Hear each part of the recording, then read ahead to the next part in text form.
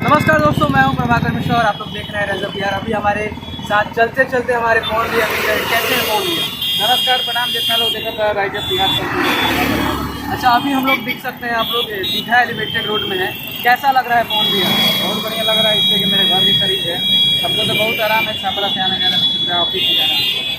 तो आपको कैसा लगता है अभी अब इस रोड के और इस माहौल को देख के आपको कौन सा गाना गाने का मन कर रहा है? क्योंकि ये माहौल जो है काफ़ी अच्छा माहौल मेरे को लग रहा है, तो आपको भी अच्छा लग ही रहा होगा। देखा लेगा ट्रैफिक में वो कौन धुन पर अपन गाना बोले रहे हैं जी, कि बड़ी धाम बावे हो कि रोडवा जाम बावे हो।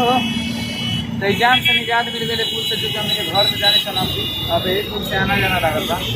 तो रोडवा जाम बावे हो कि बड़ी धाम बावे हो। जब दुपहरिया का बहुत घाम रहेगा और जब जाम मिलेला तो जाम में जब जाम जड़ेला तो बहुत खराब लगेगा। नीतीश जी के योगदान से बहुत बड़ा सब। चलिए बहुत बहुत धन्यवाद भैया। शॉर्ट वीडियो क्योंकि रोड पे है, जाम नहीं लगना चाहिए इसलिए। चलिए बहुत बहुत धन्यवाद भैया। चलिए, नमस्कार।